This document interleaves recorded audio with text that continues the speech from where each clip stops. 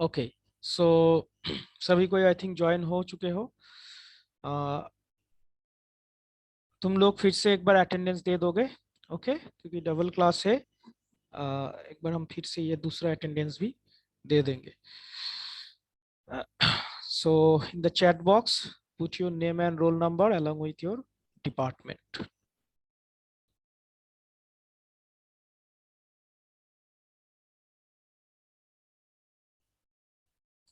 Fine, so let's continue. सो चीजें जो चल रहा है, जो हम बोल रहे हैं, आई मीन क्लियरली समझ में आ रहा है यस तक जितना है। Yes, sir. ठीक है, कोई भी अगर प्रॉब्लम होगा कोई भी टॉपिक में, you can ask me. Okay, I hope जल्दी से जल्दी तुम लोग का मतलब क्लासेस भी शायद स्टार्ट होने ही वाला है धीरे धीरे। तो कोशिश जारी है। So playing the video of a register, so try to listen it and watch it carefully. Okay.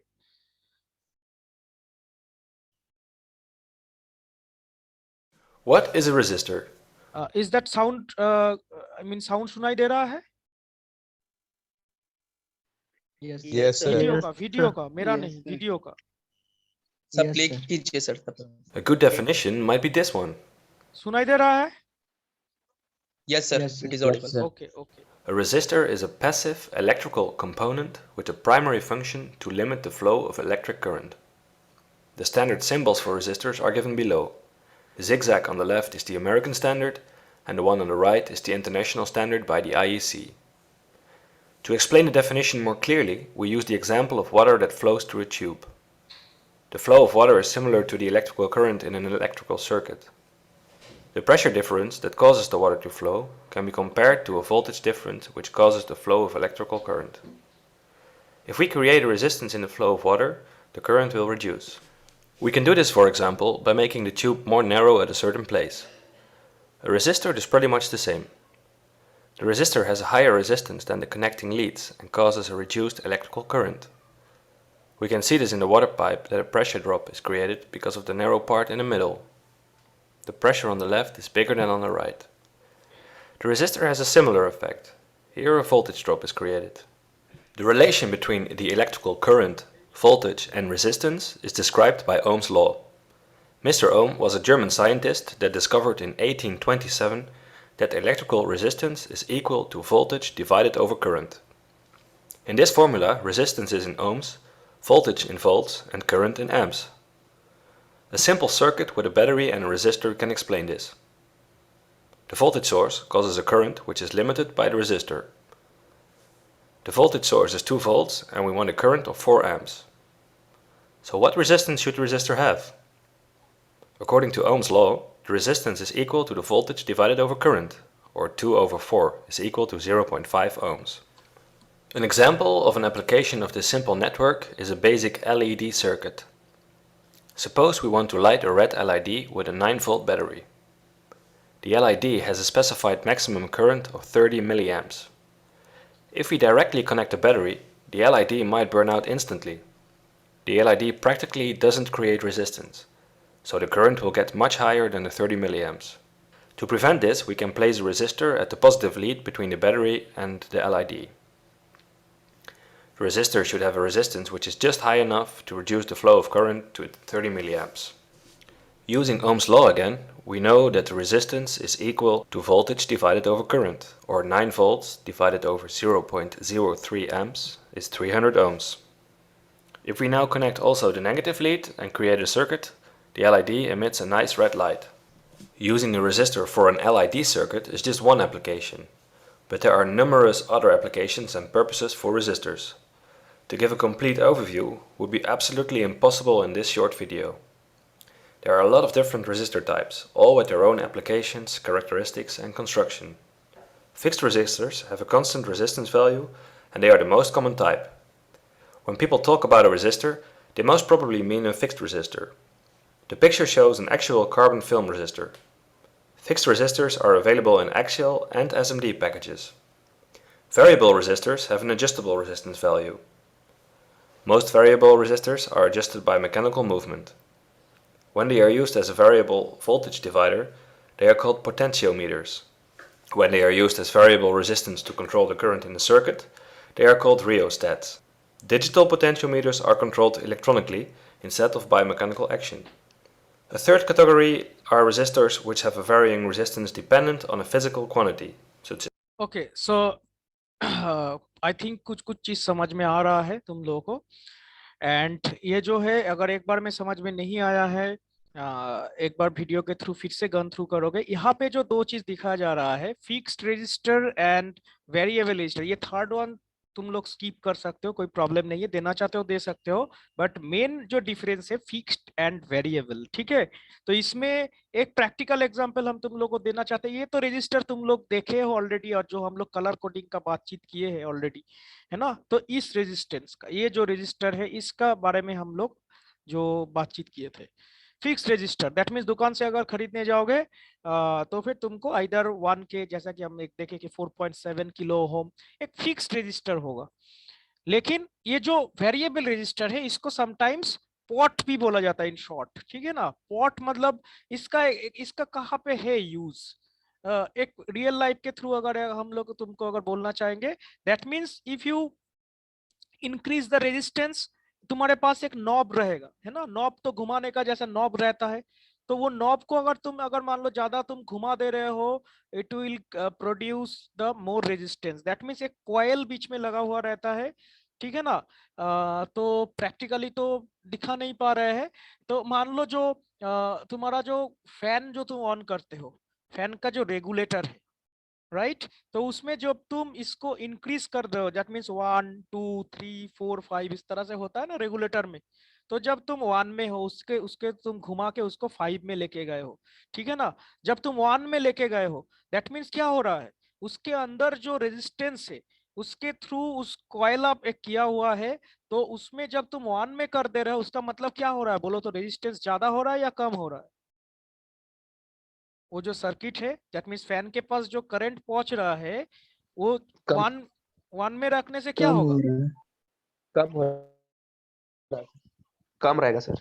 Register ज्यादा रहेगा right, come sir is wrong answer, right. Register ज्यादा रहेगा। हाँ, रेजिस्टेंस ज्यादा रहेगा, तुम्हारा फैन का डिजिट कम रह सकता है, रेगुलेटर का की 1 पॉइंट में रह सकता है, लेकिन उसका मतलब उसमें रेजिस्टेंस सबसे ज्यादा है। करंट फैन के पास बहुत ज्यादा कम पहुंच रहा है, दैट मींस मिनिमम, है ना। अब तुम धीरे धीरे जब नॉब को घुमाओगे, तो नॉब को घुमाने का साथ साथ तुम्हारा फैन का स्पीड बढ़ रहा है, दैट मीन्स क्या हो रहा है, उसका रेजिस्टेंस कम हो रहा है। तो ये एक एग्जाम्पल हो गया। तो ये इस टाइप का ये जो है ना वेरिएबल रेजिस्टेंस। वेरिएबल रेजिस्टेंस कुछ भी नहीं, तुम्हारे पास ये ऊपर का जो एक दिख रहा है यहाँ पे, ये जो नॉब, इसको हम लोग घुमा सकते हैं, ठीक है ना। तो ये जो है एक समथिंग ट्यूनेबल रजिस्टर भी हम लोग बोलते हैं, पॉट। तो तुम्हारे घर पे अगर एफएम है या फिर कोई भी अगर साउंड, अभी तो सब कुछ डिजिटल हो गया है, रिमोट से हम लोग करते हैं, जिसमें डिजिट से शो करता है 1 2, डायरेक्ट 1 से लेके 25 में दे सकते हैं। लेकिन पहले अगर थोड़ा सा तुम लोग भी यूज किए होंगे शायद, जो रेडियो था, एफएम रेडियो, तो नॉब घुमाते थे, है ना, उसको लाउडर करने के लिए, साउंड को और तेज करने के लिए हम लोग नॉब को घुमाते थे।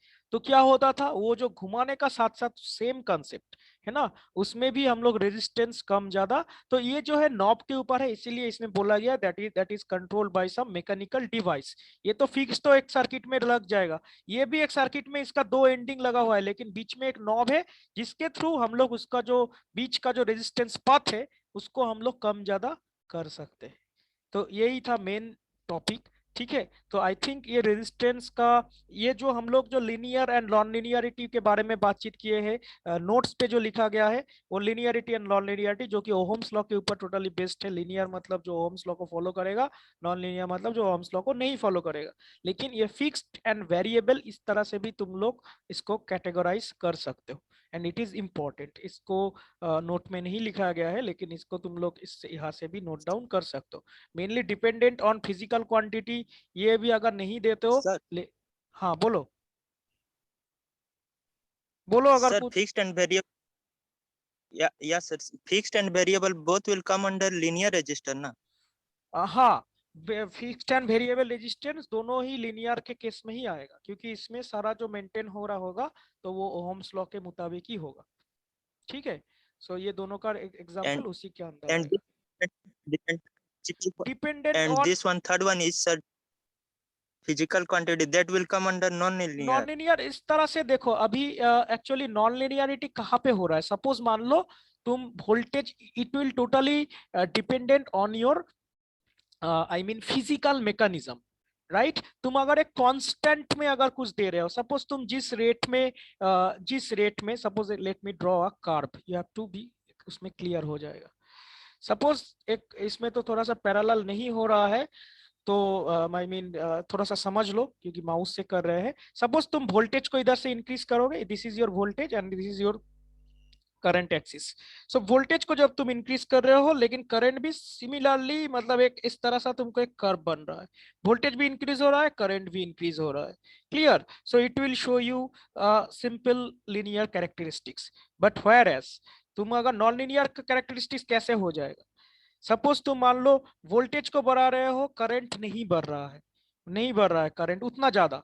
सपोज एक पॉइंट के बाद, सपोज मान लो कट ऑफ के बाद, है ना, वो उसका बहुत करंट बहुत ज्यादा बढ़ने लगेगा। दैट मींस एक्सपोनेंशियल कुछ कर्व, जैसे मींस जो कि अगर एक स्ट्रेट लाइन बनेगा तो that means it is linear. ठीक है ना, लीनियर मतलब ये एक लीनियर लाइन, समझ में आ रहा है? तो अगर कुछ भी कर्व अगर ऐसे बनता है, राउंड शेप, इलिप्टिकल शेप या फिर एक्सपोनेंशियल पैटर्न में, तो उस केस में क्या हो रहा है? लीनियर फॉर्म में नहीं हो रहा है। दैट मींस जितना तुम करंट को बढ़ा, वोल्टेज को बढ़ा रहे हो, उतना उतना फॉर्म में तुम्हारा करंट इंक्रीज नहीं हो रहा है। तो अगर फिजिकल क्वांटिटी होगा तो उस केस में भी देखा जा सकता है कि ऐसा नहीं है कि उसमें लीनियर केस में नहीं आएगा। ऐसा अगर अगर ऐसा कुछ तुम्हारा मान लो, सपोज लाइट डिपेंडेंट रेजिस्टर हम लोग का सिलेबस में ही है, एलडीआर, उसके केस में जब मान लो धीरे धीरे तुम लाइट जितना ड्रॉप कर रहे हो तो क्या होगा? तुमको एक करंट मिलेगा। ठीक है ना, लाइट का इंटेंसिटी जब तुम इंक्रीज करोगे उस हिसाब से मान लो तुम्हारा करंट और भी बढ़ेगा। लेकिन हाँ, एक पॉइंट ऐसा आएगा जिसके बाद और भी तुम इंटेंसिटी फुल लाइट बनाओगे, क्योंकि वो रेजिस्टर का जो कैपेसिटी था वो फुल हो चुका है। उसके बाद और तुमको ज्यादा करंट नहीं मिल सकता। ऐसा तो नहीं एक छोटा सा डिवाइस है उसमें तुम जितना दोगे उतना ही करते चले जाएगा। एक एक एक एक मैक्सिमम पॉइंट होता है ना? सपोज मान लो एक इंसान है, एक इंसान को हम जितना पैसा देंगे, सपोज मान लो उतना काम करेगा, है ना? 10 रुपया दिए तो वो काम कर रहा है, 12 रुपया दिए तो उससे थोड़ा सा ज्यादा काम किए, 20 रुपया दिए तो और थोड़ा ज्यादा काम किए।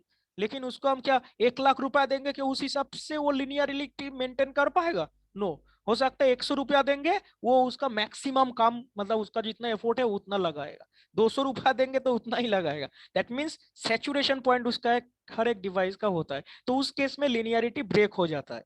आई थिंक क्लियर हो रहा है।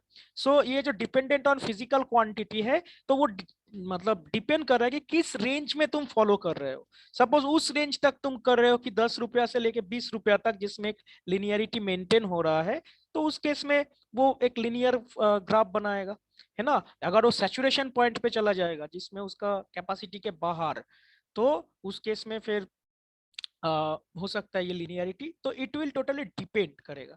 लेकिन हाँ, ये जो फिक्स्ड एंड वेरिएबल है, इसको जैसे कि हम लोग डायरेक्टली लिनियर कैटेगरी में डाल सकते हैं। तो फिजिकल ये क्वांटिटी के ऊपर जो डिपेंड करेगा, दैट मींस मैग्नेटिक फील्ड हो सकता है। यहाँ पे देखो मैग्नेटिक, तो मैग्नेटिक फील्ड के ऊपर रेजिस्टेंस का डिपेंडेंसी रहेगा। दैट मींस जितना ज्यादा मैग्नेटिक फील्ड उतना ज्यादा रेजिस्टेंस। फोटो रेजिस्टेंस, जैसा कि हम एलडीआर का बात किए, फोटोन के ऊपर ये डिपेंड करेगा, जितना ज्यादा फोटोन उतना ज्यादा resistance. Thermistor, that means heat के ऊपर ये डिपेंड करेगा, जितना ज्यादा हीट, तो it is kind of sensing.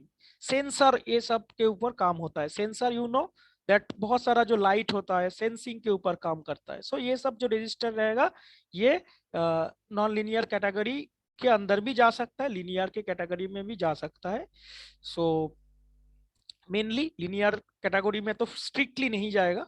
ठीक है, सो दोनों कंडीशन रहेगा। आई थिंक तुम्हारा आंसर थोड़ा सा क्लियर हुआ है। ठीक है, सो इस तरह से तीनों कैटेगरी तुम लोग देना चाहते हो दे सकते हो, नो प्रॉब्लम। बट ये फिक्स्ड एंड वेरिएबल तो देना ही पड़ेगा।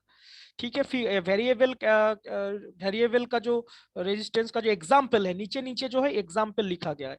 These are the 3 types, fixed, variable and dependent on physical quantity. And नीचे नीचे इसका एग्जांपल लिखा गया है, rheostat, ट्राइमपॉट, potentiometer.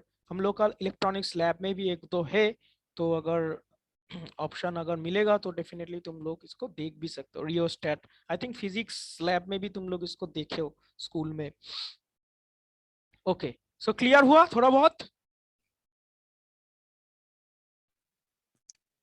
Yes, sir. Okay, सो और भी इसमें बहुत ज्यादा थोड़ा सा डिटेलिंग में किया गया है कि रजिस्टर का वायर वुंड कैसा रहता है, फॉइल टाइप का, उतना हम लोग का नहीं चाहिए। ठीक है, रजिस्टर का इतना हम लोग को नहीं चाहिए। डिफरेंट डिफरेंट मतलब टोटली डिपेंड करता है कि कैसे किस बेसिस पे हम लोग रेजिस्टेंस को कैटेगराइज करेंगे। ठीक है ना, तो लिनियरिटी, नॉन लिनियरिटी एंड जो मेरा जो वेरिएबल फिक्स्ड, उस उतना तक जानने से ही हम लोग का हो जाएगा। तो इसमें कैसे कैसे मतलब मेटल फिल्म, तो कलर कोडिंग ऑलरेडी हम लोग सीख चुके हैं, तो देख रहे हो जो लोग नहीं देखे थे कि first significant digit, second significant digit, third one is multiplying factor and last one is the tolerance. तो रेजिस्टेंस का इतना ही है, इससे ज्यादा हम लोग का नहीं चाहिए। इतना ही अगर जान लोगे that is more than sufficient. Okay, so capacitance थोड़ा सा हम देखते। कैपेसिटेंस शुरू करने से पहले कोई हमको ये बोल सकते हो कि कैपेसिटेंस होता क्या है? रेजिस्टेंस तो एक ऑब्स्टेकल प्रोड्यूस करेगा करंट फ्लो में, एंड कैपेसिटेंस क्या होगा? कैपेसिटर का अगर डेफिनेशन कुछ पूछेंगे? Sir, it stores energy in presence of electric field. Okay, so stores energy, right? Yes, sir.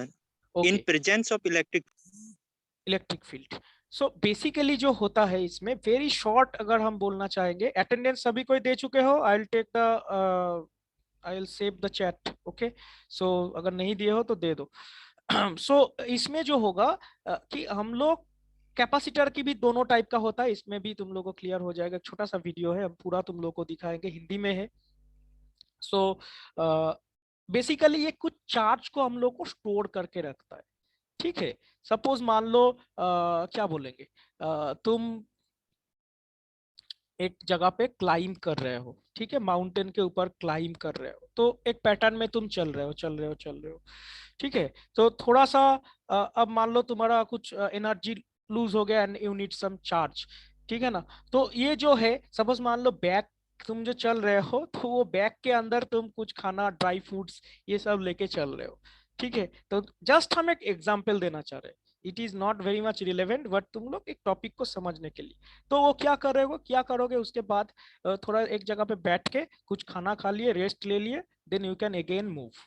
ठीक है ना, तो ठीक सर्किट के लिए भी सपोज मान लो थोड़े देर के हम लोग का लैपटॉप में, मोबाइल के अंदर तुम लोग का जो ये जो क्या बोलते हैं, जो चार्जर, मोबाइल का जो चार्जर रहता है, उसके अंदर भी कैपेसिटर का वैल्यू बहुत ज्यादा रहेगा, क्योंकि हम लोग का मान लो वोल्टेज का फ्लैक्चुएशन हो रहा है। ठीक है, सपोज मान लो थोड़े देर के लिए, फ्रैक्शन ऑफ सेकंड के लिए वोल्टेज मिस हो गया, तो क्या हम लोग का करंट या लैपटॉप बंद हो जाता है? नो। क्या होगा, थोड़ा सा देखोगे, अगर तुम लोग का लैपटॉप का अगर बैटरी या फिर चार्ज जहाँ पे तुम लोग करते हो, तो उसमें जो एक देखोगे, एक स्क्वायर टाइप का एक बॉक्स रहता है, नोटिस किया हो कभी? वहां पे एक लाइट रहता है, या फिर मान लो एलईडी टीवी, या फिर मॉनिटर, कंप्यूटर का मॉनिटर का स्क्रीन, जो बंद करने के बाद भी तुरंत ऑफ नहीं हो जाता है। ये कभी नोटिस किए हो? लाइट जो है थोड़ा सा स्लो होके, मतलब डीम होते हुए बंद होता है। Yes sir.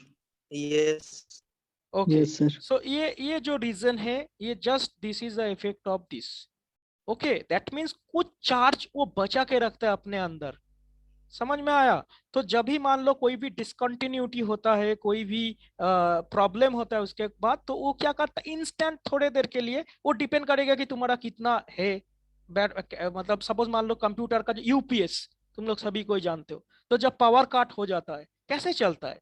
जो बैटरी है बेसिकली क्या करता है, सेम फंक्शन है ना। बैटरी का थोड़ा सा कंस्ट्रक्शन अलग है, लेकिन जो नॉर्मल हम लोग इलेक्ट्रॉनिक सर्किट पे तो हर एक जगह पे बैटरी नहीं पुट कर सकते। तो ये जो होता है एक हम लोग का एनर्जी जो है वो स्टोर करके रखता है। ठीक है, डेफिनेटली वो स्टोर कहाँ से करेगा? जब तुम्हारा सर्किट ऑन रहता है, मतलब जब पावर तुम रनिंग कंडीशन में है, तो ये कैपेसिटर भी आपस में एक चार्ज हो। अब चार्ज कैसे होता है? इसमें दो प्लेट रहता है, एक पॉजिटिव एक दो प्लेट का एक जो है पॉजिटिव पोटेंशियल बनाता है, एक नेगेटिव पोटेंशियल बनाता है। तो दोनों आपस में बीच में एक डाइलेक्ट्रिक का गैप रहता है ना। तो इसमें बोला जाएगा कैसे ये वर्क कर रहा है, तो आसानी से तुम लोग का ये क्लियर होगा व्यू।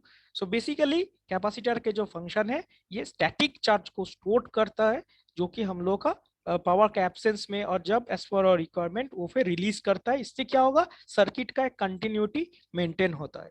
ऐसा नहीं कि मान लो एक फ्रैक्शन ऑफ सेकेंड, मान लो एक 1 नैनो सेकेंड के लिए पावर बंद हो गया, ठीक है ना, तो क्या सर्किट बंद हो जाएगा या टीवी ऑफ हो जाएगा? नो। तो उसमें ये जो है उससे हम लोग का बैकअप मिल जाता है थोड़ी देर के लिए। हाँ, कंटिन्यू अगर 1 मिनट तो बहुत ज्यादा, मान लो 5 सेकेंड भी अगर पावर नहीं है तो फिर उस केस में, लेकिन हम लोग का लाइन पे फ्लैक्चुएशंस होते रहता है, छोटा छोटा फ्लैक्चुएशंस। तो उससे क्या होगा, लैपटॉप या मोबाइल का कुछ प्रॉब्लम हो सकता है, तो वो भी एक मेंटेन करता है। तो सबसे पहले सर्किट का इसमें से कनेक्शन होता है, उसके बाद हम लोग का मेन डिवाइस जो है उसके साथ कनेक्ट होता है। तो क्या ज्यादा इफेक्ट नहीं होता है, डैमेज होने से बच जाता है। हेलो दोस्तों, इलेक्ट्रिकल इंजीनियरिंग की एक और वीडियो में आप सभी का एक बार फिर से स्वागत है। दोस्तों, इस वीडियो में हम बात करेंगे कैपेसिटर के बारे में और उसके टाइप्स के बारे में। तो सबसे पहले बात करते हैं कि कैपेसिटर होता क्या है और कैपेसिटर को हम कहाँ पे यूज़ करते हैं। तो उससे पहले हम यहाँ पे देख लेते हैं कि हमने ये कैपेसिटर एक सिंपल कैपेसिटर लिया हुआ है, ये इसका सिंबल है, और यहाँ पे हमने कुछ और कैपेसिटर लिए हुए हैं। तो सबसे पहले बात करते हैं कि व्हाट इज ए कैपेसिटर। दोस्तों, कैपेसिटर इलेक्ट्रिसिटी को इलेक्ट्रोस्टैटिक चार्ज के रूप में स्टोर करता है। अब होता क्या है कि कैपेसिटर हमारा क्या काम करता है। अब मान लीजिए हमने यहाँ पे एक बैटरी लगाया हुआ है, ठीक है। ये बैटरी का पॉजिटिव टर्मिनल है एंड ये नेगेटिव टर्मिनल है। तो यहाँ से हम जब कैपेसिटर के पॉजिटिव को बैटरी के पॉजिटिव से और कैपेसिटर के नेगेटिव को बैटरी के नेगेटिव टर्मिनल से जब हम कनेक्ट करते हैं, तो क्या होता है कि कैपेसिटर हमारा चार्ज हो जाता है। ये कैपेसिटर हमारा चार्ज हो जाता है। एक कैपेसिटर के अंदर भी दो प्लेटें हैं, एक पॉजिटिव प्लेट है और सेकंड नेगेटिव प्लेट है।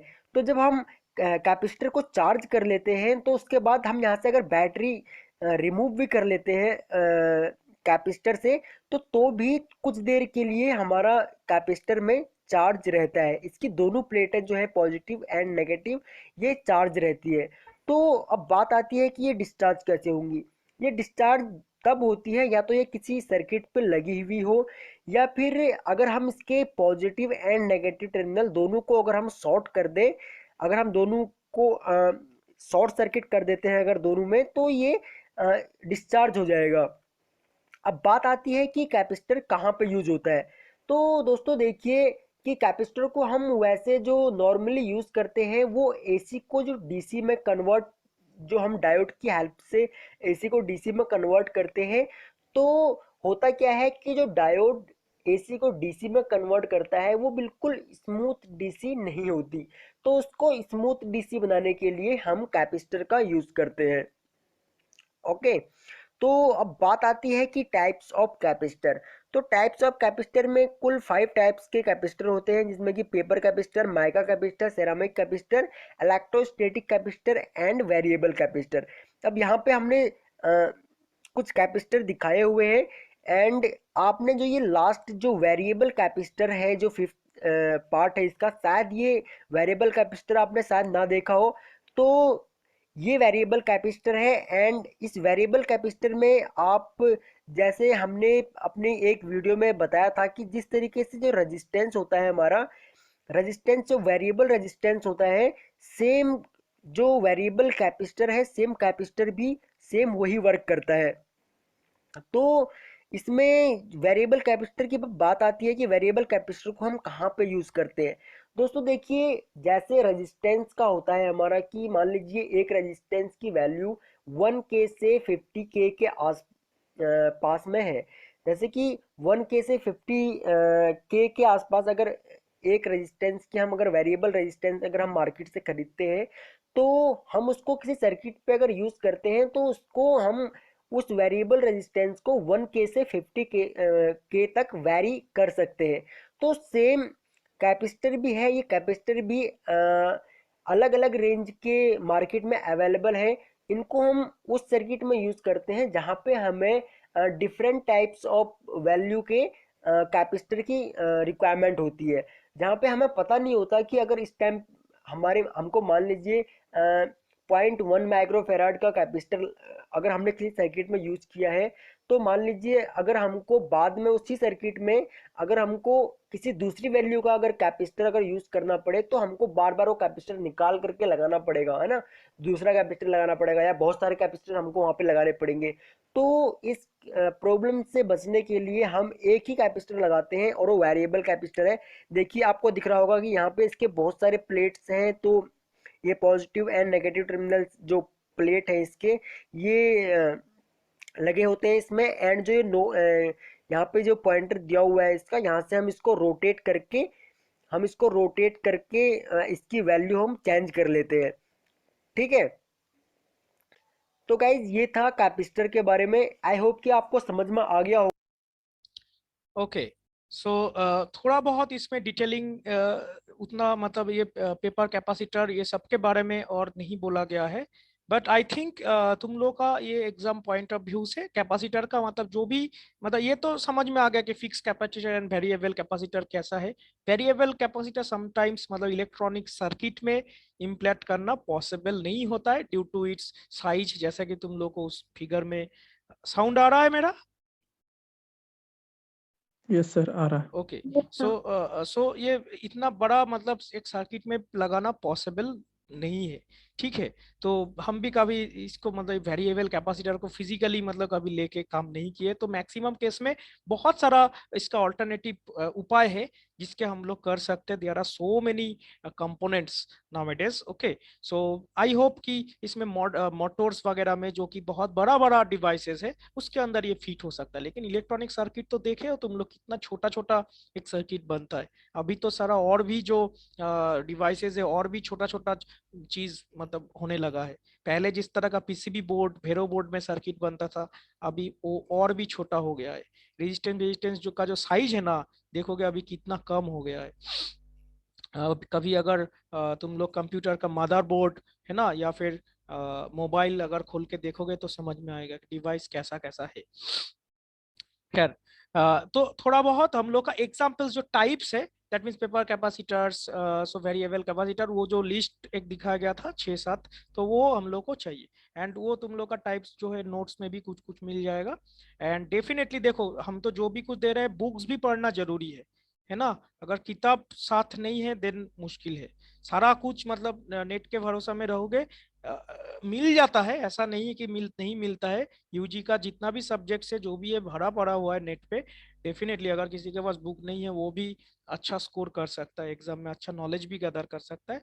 बट फिर भी एज अ स्टूडेंट हम तो किसी को भी बोलेंगे कि एक बुक ऑब्वियसली साथ होना चाहिए, क्योंकि समटाइम्स ऐसा नहीं है कि मान लो पावर चला गया है या जो भी है तुम्हारे पास नेटवर्क नहीं है, तो फिर क्या पढ़ाई लिखाई बंद रहेगा, है ना। So as a student I always prefer to keep a book. Okay, so inductor क्या होता है, ये एक इंटरेस्टिंग चीज है और इसमें स्टूडेंट्स का डाउट रहता है। इंडक्टर क्या है?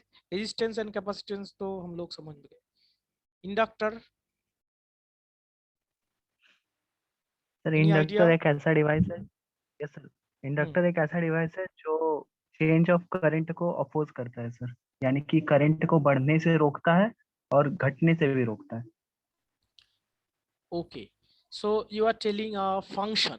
Okay, that is good, no problem. Yes sir. But main जो चीजें हैं मतलब वर्क कैसा करता है, जैसा कि कैपेसिटर का हम बात किए कि दो प्लेट रहता है, इसमें हम लोग का इलेक्ट्रोस्टैटिक मतलब जो मेरा एनर्जी है उसको हम लोग इलेक्ट्रोस्टैटिक चार्ज में कन्वर्ट करते हैं। बेसिकली जो इंडक्टर है ना, सिंपल मतलब एक फंडा तुम लोग समझ के रखोगे कि एक रेजिस्टेंस जो है, ठीक है ना, ये तो एक मतलब एक सर्किट में अगर लगाओगे करंट को अपोज करेगा, definitely it is true. But inductor जो है उसी टाइप का ही मतलब एक कॉइल, एक जगह पे मान लो बहुत ज्यादा तुम एक मतलब गुठली टाइप का अगर बना दोगे, है ना, एक एक वायर जा रहा है, इसको तुम लोग ऐसा करके राउंड राउंड राउंड राउंड करके फिर जाके फिर बनाए, तो क्या होगा, हर एक करंट जब फ्लो करता है, कोई भी करंट एक वायर से जब फ्लो कर रहा है तो उसके साइड में ना एक मैग्नेटिक फील्ड जनरेट होता है। ठीक है। दैट मीन्स एक मैग्नेटिक एटमॉस्फेयर उसी वाट के उस अब कितना करंट जा रहा है, कितना हेवी तुम्हारा वायर है, वो डिपेंड करेगा। हर टाइम ये वैल्यू सेम नहीं रहेगा, लेकिन एक एग्जांपल के तौर पे मतलब मान लेते हैं कि इसमें से करंट फ्लो हो रहा है, तो इसके साइड में जो है एक मैग्नेटिक फील्ड जनरेट होगा। कोई भी वायर से जब करंट जाएगा तो एक मैग्नेटिक फील्ड जनरेट होता है। तो अभी एक जगह पे अगर मान लो तुम एक जगह पे बहुत ज्यादा एक्स में वुंड अप किए हो, ठीक है, राउंड राउंड राउंड आउट करके एक जगह पे गुठली बना दी, तो क्या होगा, उसके उसके चलते क्या होगा, डेफिनेटली वो एक पर्टिकुलर सम एरिया पे, जब मान लो इस जगह पे तुम ऐसा किए हो, तो एक पर्टिकुलर इस जगह पे क्या होगा, मैग्नेटिक जो फील्ड रहेगा वो बाकी जगह से काफी ज्यादा बढ़ जाएगा, क्योंकि इसमें तो उसका बहुत ज्यादा रोटेशन है ना। तो ये जो फीचर्स है, दैट मीन्स ये जो मैग्नेटिक फील्ड है, it is totally related on magnetic field. ठीक है, मैग्नेटिक फील्ड के थ्रू हम लोग जो है इसको हरकत करते हैं। तो इंडक्टर के बिना सर्किट बहुत ही मतलब हर एक सर्किट में हम लोग का इंडक्टर का यूज होता है। तो थोड़ा सा हम देखते हैं इसका एक वीडियो छोटा सा। ये जो वीडियोस है हम पहले भी तुम लोगों को बोल रहे हैं कि ये जो हम तुम लोग के लिए ही मतलब रखे, क्योंकि रेजिस्टर कैपेसिटर के बारे में और भी बहुत सारा अंदर में जाके इसका फिजिक्स पॉसिबल है ना, कैसे मतलब एक सेमीकंडक्टर इसमें फेनोमेना मतलब कैसे हो रहा है चीजें, मतलब एकदम डीपली। ठीक है, तो एक रेजिस्टर के ऊपर 5 क्लास पॉसिबल है, लेकिन उस तरह से कोई भी टॉपिक, लेकिन हम लोग को समझना पड़ेगा जो हम लोग का बेसिक चीजें है, फंडामेंटल कंसेप्ट कैसे वर्क करता है, कैसे क्या टाइप से एग्जाम्पल्स क्या क्या है। ठीक है, सिलेबस के मुताबिक हम लोग को चलना पड़ेगा।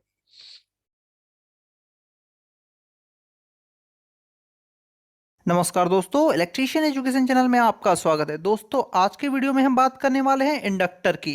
दोस्तों इंडक्टर एक ऐसी डिवाइस है जिसके बिना इलेक्ट्रिकल या इलेक्ट्रॉनिक सर्किट पूरी ही नहीं हो पाएगी। यानी इलेक्ट्रिकल या इलेक्ट्रॉनिक सर्किट के लिए इंडक्टर का होना बहुत ही जरूरी है। तो आज हम बात करने वाले हैं इंडक्टर की। दोस्तों इंडक्टर को कॉइल, चोक या बाइंडिंग भी कहते हैं। तो आज के वीडियो में हम बात करेंगे कि ये इंडक्टर कितने टाइप के होते हैं और कौन से इंडक्टर अर्थात किस प्रकार के इंडक्टर किस किस सर्किट पे प्रयोग किए जाते हैं।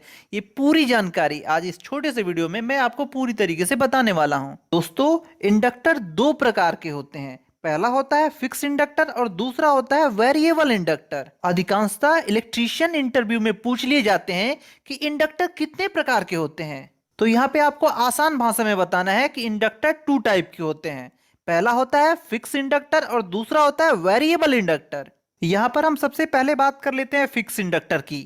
तो दोस्तों जितने भी फिक्स इंडक्टर होते हैं उनके इंडक्टेंस फिक्स होते हैं, अर्थात उनके इंडक्टेंस को वेरी नहीं किया जा सकता, अर्थात बदला नहीं जा सकता, कम या बेसी नहीं किया जा सकता है।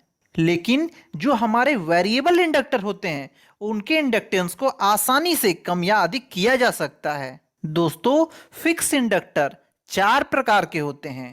पहला होता है एयर कोर इंडक्टर, दूसरा होता है आयरन कोर इंडक्टर, तीसरा होता है फेराइट कोर इंडक्टर और चौथा होता है बॉबिन बेस इंडक्टर। तो चलिए इन सभी इंडक्टरों को हम बारी बारी से समझ लेते हैं और देखते हैं कि ये कैसे दिखते हैं और इनके क्या क्या कार्य होते हैं। दोस्तों फिक्स इंडक्टर के क्रम में पहले नंबर पे आता है air core inductor. Air core inductor एक सीधा साधा इंडक्टर होता है जिसके अंदर कोई भी कोर नहीं होता।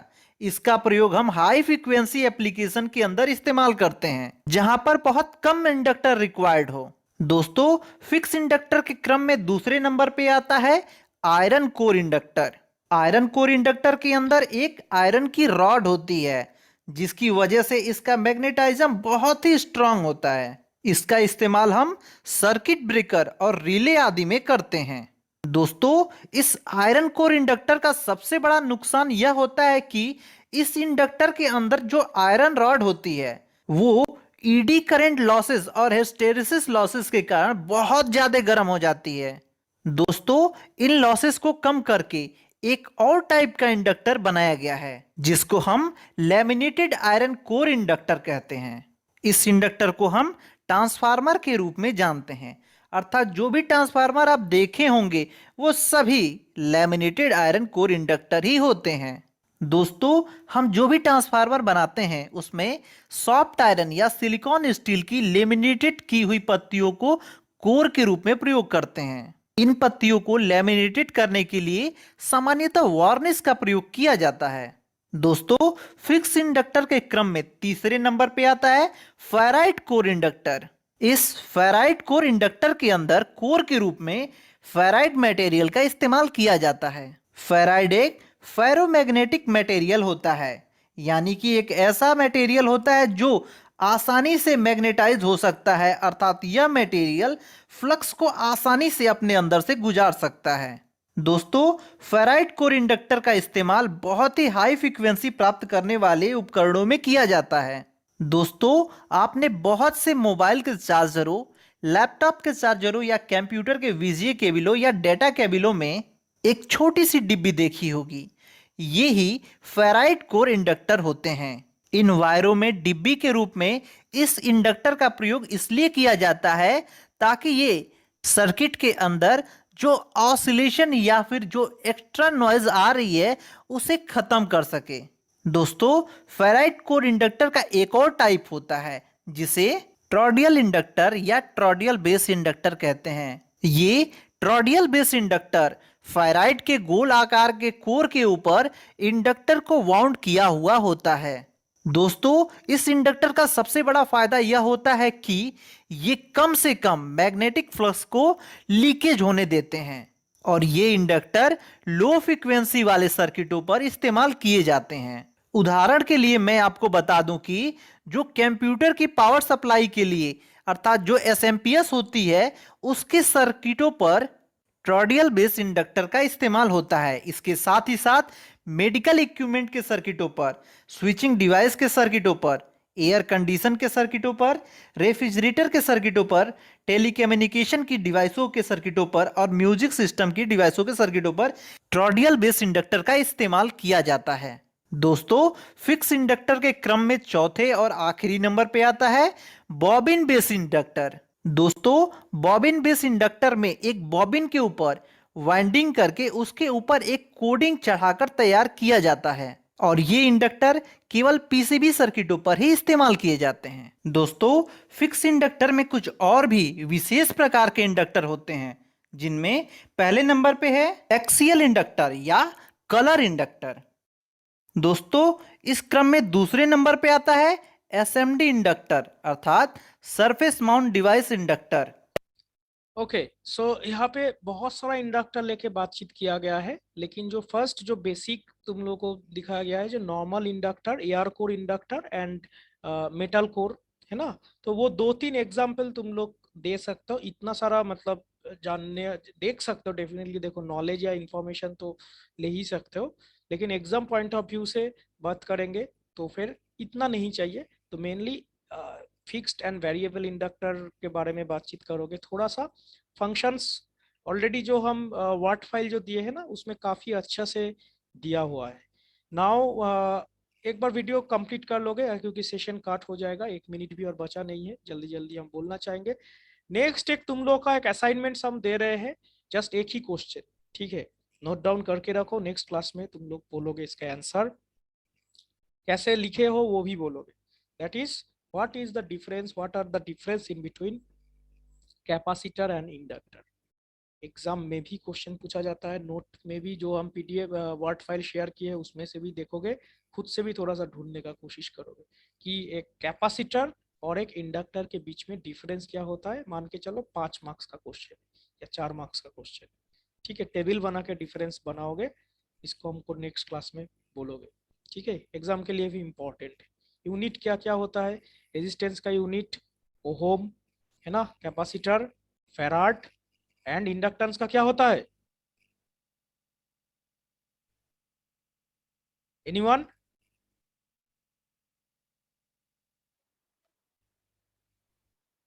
हेनरी। Right, Henry. हेनरी